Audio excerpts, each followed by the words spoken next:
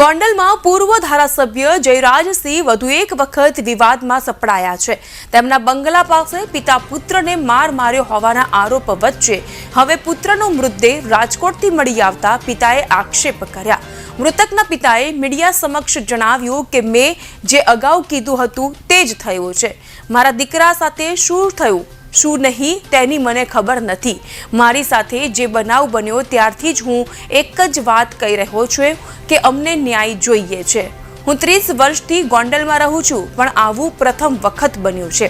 મારા દીકરાની હત્યા થઈ હોવાથી મને શંકા છે। જે પણ હોય અમને બસ ન્યાય જોઈએ છે। યુવકના પિતાએ ગૃહમંત્રી અને પોલીસ તંત્ર પાસે ન્યાયની ગુહાર લગાવી। भारतवासियों, मेरे साथ बहुत बड़ी क्रिमिनल कॉन्स्पिरेसी हो रही है।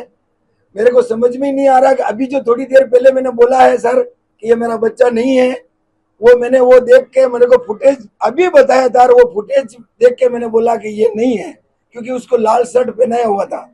और अभी मेरे को मुर्दा घर में ले गए, वहां पे दिखाया तो बच्चा मेरा ही बच्चा मेरे को नजर आ रहा, लेकिन उसका एक्सीडेंट बिल्कुल नहीं है सर।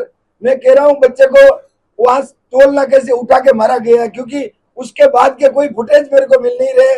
इन्होंने वहां बच्चे को मारा और इन्होंने क्या किया कि दूसरा कपड़ा पहना दिया और अभी बाद का उसका फोटो 9 दिन 8 दिन का फोटो दिखा रहे।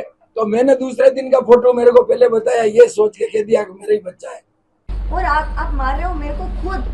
यहाँ के जो देसाई साहब, क्या नाम है उनका, लोकल पुलिस के हेड है वहाँ पर, गोसाई, हाँ, उन्होंने खुद ने बोला कि मैंने सीसीटीवी फुटेज देखा है। मैंने उनको बोला कि उसमें क्या आया है, मारपीट हुई है कि नहीं हुई।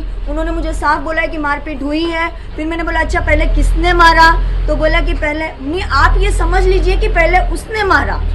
अरे समझना नहीं है, मैंने कहा मुझे रियलिटी बताओ आप। तो उन्होंने बोला है, ये एक्सेप्ट किया है कि मारपीट उन्होंने शुरू करी है। तो फिर वो उसने अपने बचाव में वापस से उसने प्रतिकार किया। बाकी वो ऐसा नहीं है कि चलते फिरते किसी को भी मार देता, वरना यहाँ से यहाँ आते हुए मारता ही। પછી જે છે અમે ફૂટેજ મળી છે એ બનાવના સ્થળથી જ્યાં એમની ડેડ બોડી મળી, ત્યાં રામધામ આશ્રમ છે 500 મીટર દૂર, ત્યાં 3-3-25 એ જે મેં અત્યાર સુધીમાં વાત કરી છે એ 3-3-25ના સવાર સુધીની વાત છે, 6:50 વાગ્યા સુધીની। હવે 3-3-25ના સાંજે 6:34 વાગે આશ્રમમાં પ્રવેશ કરે છે, જે રામધામ આશ્રમ છે।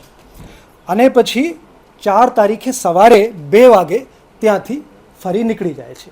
અને પછી એમની ડેડ બોડી જે છે લગભગ 3 વાગે એ જે રાજકોટથી અમદાવાદ હાઈવે છે એના ઉપર મળે છે।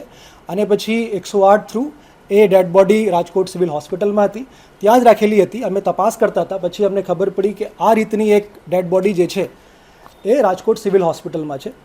તો અમારી ટીમો ત્યાં પહોંચી, એમના જે મમ્મી પપ્પા છે એમને સંપર્ક કરવામાં આવ્યા, એ નથી આવ્યા, પણ એમના બેન અને બનેવી એ બંને ત્યાં આવ્યા અને પછી ઓળખાણ કરી કે આ જે છે એ રાજકુમાર જાટ એમની જ આ ડેડ બોડી છે।